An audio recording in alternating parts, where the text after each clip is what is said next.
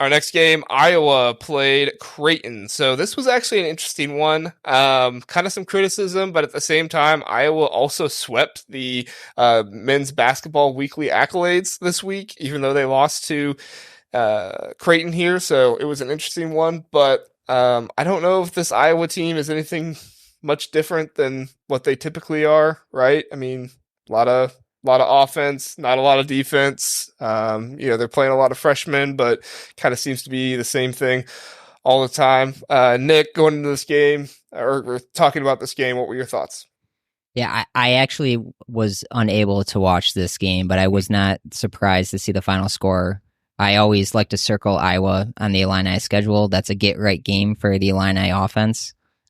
Seems to be the only team that we can consistently put 90 on year in and year out, and I love the Fran reaction. So I'm not surprised. I think it's going to be a lot of that for Iowa. I see them probably hovering, 8 to 10 wins in the Big Ten and a lot of 90 to 80 games. Yeah, it's just kind of a product of very little offense, or not very little defense being played and really having so much offense. And I feel like that kind of goes into the Big Ten awards too, when you score a lot of points and have those things that impacts it. Russ, you get eyes on this game. You have any thoughts? My thoughts are, just when you get through the football season and the nepotism in the Iowa football program, you're reminded that it happens in basketball too, because his son plays. You think it's bad that the brothers are coaching together? It's now you get to see McCaffery coach and McCaffery run around the court trying to make plays. But no, I agree. We talked about a couple weeks back again what the Big Ten is going to look like. Is the top going to separate? It's not looking like it's going to. It's looking like you're going to have a lot of those teams, like Nick said, hovering around the 8 to 10 to 12 win mark, and every game in the Big Ten season could be a difference between being a 9 seed or being a 2 seed in the Big Ten tournament. Yeah. Because Iowa's another team that they've got the talent, but can they be consistent? Can they do it night in, night out?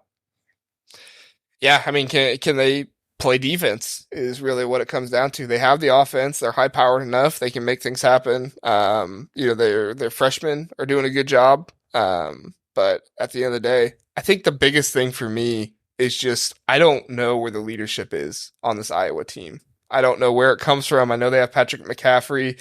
Maybe he's there. Tony Perkins, I know, has been there a while, so maybe he's doing something like that. But I mean, I don't see like a fiery leader on the court like a lot of these really good teams have. I see it with Purdue. I see it with even Indiana with Xavier Johnson. Like, I see him be that fiery leader for them. I see it with Ohio State. I see it with Illinois, where somebody steps up and they're this leader that's trying to get everybody and galvanize them together. I don't know if I see that on Iowa, and I feel like that's gonna impact them.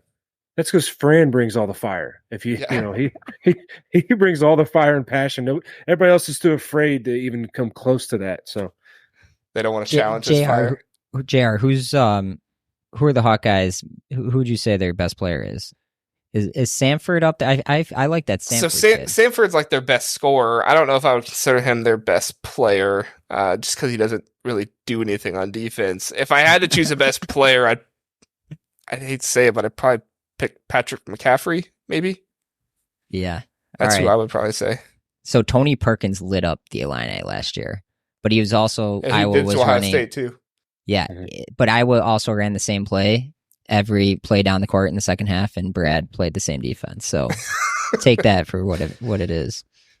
You mean his players didn't come in and suggest they switch to his own? I was actually thinking, Russ. I mean, I would love that if somebody is like, Brad, how about we try his own here? I wouldn't hate it. An Iowa player gets into the huddle with Fran. Fran, what if we play some more defense? No, we can't do that. Switch up our defense. Fran's hilarious, though. I like Fran. I still remember, I think it was last year when he had the stare down with the ref. Did you guys see that? That was unbelievable. Which one? I feel like he did that every other game. I think it was a tournament game. It was either Big Ten tournament or NCAA tournament, where he's just like... And then they step closer to each other. The ref was not backing down either. Yeah, he was shorter than Fran. That was great. Yeah. Oh, man. Listen to the Big Ten Huddle. Please do like and subscribe. We appreciate that. If this was your first time listening, we are the Big Ten Huddle. We cover all things Big Ten football and basketball. We have a long episode every Sunday, Tuesday, and Wednesday night, all at 9 o'clock. So come in, check us out, get in the chat, let us know what you're thinking. We would love to have you join us and learn more about the Big Ten.